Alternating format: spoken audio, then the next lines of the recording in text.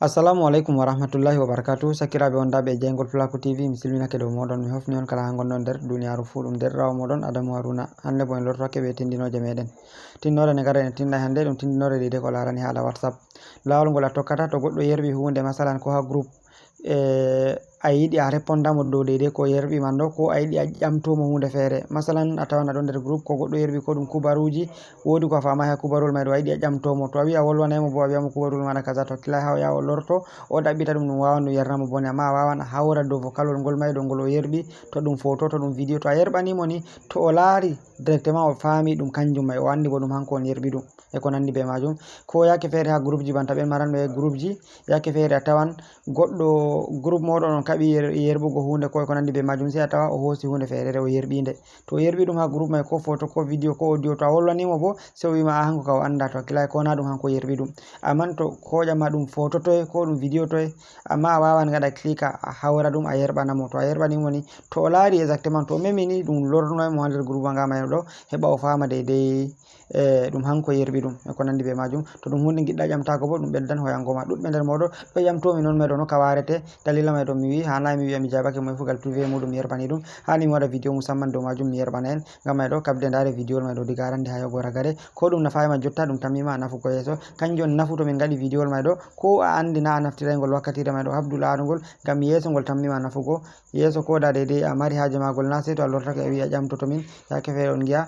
to a larai vidéo min gaɗigol ko sali a lortoke a wi ha ƴamtamin ngol, hedde ko min jaha min ɗaɓɓitogol ha min gerɓanma minon ma, yake feere a tawa ɗum hosa wakkati, ɗum yarnamin bone an ma a tawa ɗum wonnanima wakkati. Kanjum on nafu kala vidéo ngol min gaɗi fu, to ha min kabdi min gaɗigol onon bo kabde ndarengol, ngam hala yeso ko da naftirta ɗum jotta. Min tammi on pamani on sakiraɓe, ngam mai ɗo en dilla nder vidéo mai ɗo ndaren deidei no ɗum tammi salorago. Amma hedde ko mai ɗo miɗo toro deidei kala ɓen ɓe abonayi fu ta gejjite warugo les seragal jungo moɗon nyamo ha bindi boɗeji ɓe vindi abonné ɗo, on gara on mema dow maji banni, ɓawo to on memi dow maji on dari alama kungel feere wari banta alama lenguru, sai on mema dow magel banni, ɓawo to on memi dow magel on dari ko garti hankon taton, sai ngara on mema ngel dow, to ɗo on hokkata on deidei kala nde min gerɓi vidéo kesol fu on darangol be koyɗum, nonnon tan gejjite warugo deidei ha alama kolel like ɗo, on gara on mema dow magel, to on memi dow magel on gi ngel garti amblé ɗo on hollata deidei vidéo mai ɗo ngol fottani on, ta gejjite warugo ha les babal commentary on accana min commentary ji encourage ta min heɓa min gaɗa ko waddunogon vidéo ji tilimɗi, nonnon miɗo toro on ta gejjite warugo deidei ha babal alama sharing ma bo partage ɗo, on partage lien vidéo mai ɗo ha nder groupe ji moɗon WhatsApp, Facebook, Telegram e ko nandi be majum,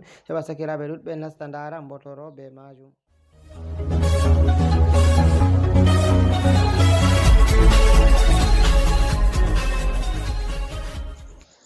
Arande mai ɗo ni en nasta nder WhatsApp meɗen misalu man banni ha en ponda, masalan yawwa nda ɗo jotta miɗon nder groupe jeygol Flaku TV, ɗo ɗum groupe jeygol Flaku TV deidei je WhatsApp man ɗo, en gaɗu jotta nda oɗo ɗo o yerɓi deidei nda lien ɗo, nden bo ba groupe am mi haɗino deidei himɓe gerɓa kuje, ko bo mi o mai gerɓuɗo jotta kam a yiɗi a ƴamtomo dow lien ɗo, a wiyamo misalu mi yerɓi lien ɗo, mi wi ɗum lien deidei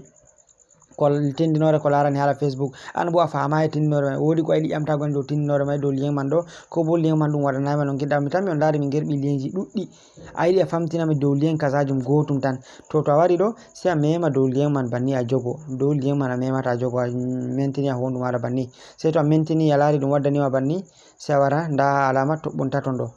ha alama toɓɓon taton seragal jungo maɗa nyamo, ɗum WhatsApp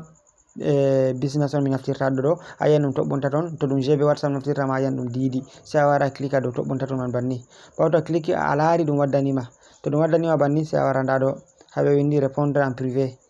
jotta a répondra ha privé, a yiɗi a répondami ha privé am, mi tammi a fami, to a wi ɗon a yi a waɗan a wi'a a répondai ha groupe, to a wi a répondai ha groupe bo misinto groupe ɗo kubli a fotai a réponda, ko a yiɗini a wolwanamo hanko tan a yiɗa himɓe mai pama, ko goɗɗo wolwi vocal on ɗon nder groupe ni on nokkira nder groupe e ko nandi be majum, sai o wolwi vocal feere amma a yiɗi a réponda mo, amma a yiɗa himɓe nana deidei ko réponduɗamo mai ɗo, a wawan a répondra mo ha deidei privé mako, o fama ɗum vocal je o wolwi nder groupe ɗo on a répondi mo ha to, mi tammi on pami tinnore mai ɗo, to sai a wara a mema deidei haɓe windi répondre en privé ɗo, sai a clika dow majum banni, ɓawo to a cliki dow majum mi tammi on dari nda ha ɗum lornoyiyam, ɗum waddonoyiyam dow number oɗo mai, mi tammi on dari ɗo ɗum deuxiéme numéro am, ɗum waddoyiyam dow numéro mai direct tan, jotta mi wawan mi wara to ɗum vocal ma mi wawan mi wara mi waɗanamo vocal, mi wiyamo nda kaza kaza kaza e ko nandi be majum, ko bo mi wara mi windanamo misalu ko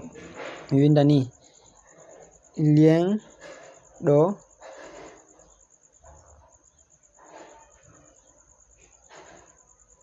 mi tammi on dare mi windi lien ɗo mi wiyatama exemple ko lien ɗo mi wiyatama tan misalu dow majum on mi yiɗi o famtinami to mi windi lien ɗo mi wiyatama ni to mi waɗi sei mi yerɓanamo tan ɓawo mi yerɓi banni mi tammi on dari nda ɗum ɗo ɗum dilli to jotta hanko bo ɗum jahan ha WhatsApp mako jotta sei en jaha deuxiéme WhatsApp am may ɗo en giya message may ɗum wari na ɗum warayi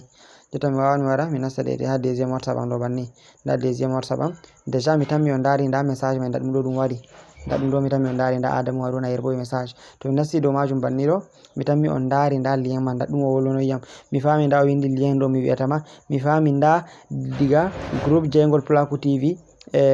numéro 3 on o wollonoyam hosoy lien ɗum may ɗo to mi waranno mi clika dow majum ni to mi waranno mi clika dow ɗo man banni to mi cliki dow majum ni a laari ɗum lornoyam ha nder groupe wa ngamay mi fami nda min yerbi message ɗo nda ko mi yerbi mi famai dede ko ɗum foto ko nandi be majum to ɗon lawol koyngol ngol tokkoton gaɗon ɗum dede marɗo haje waɗgo ɗum fu na sei to a wi a wari a hosi ɗum a cliki a yahi a yerɓitanimo ɗum feere majum be ko nandi be majum ɗum ɗo sarga ɗuɗɓe nder moɗon ɗo ƴamtomi dede no ka warete dalila mai mi wi hani waɗna hen tinnore mai musamman dow majum gam hay ɗo ta ngejjite partage go lien ma ɗo heɓa sakiraɓe ɗuɗɓe nasta ndara nonnon ko larani hala publicité je on darata arande vidéo ji amin ma bo caka maji ko ha ragare kabde to dari publicité may ɗo ɗum wari kabde ndare publicité man ɗo ha yahugo ragare sei to ɗum timmi vidéo may ɗo nden fuɗɗi nden on continue larugo ngol non may ɗo wallitoto min non bo e ko nandi be majum gam may ɗo on jarama ɗum derɗirawo moɗon Adamou Haruna sei to en potti ha nder vidéo tammigol warugo yeso. Assalamu alaikum.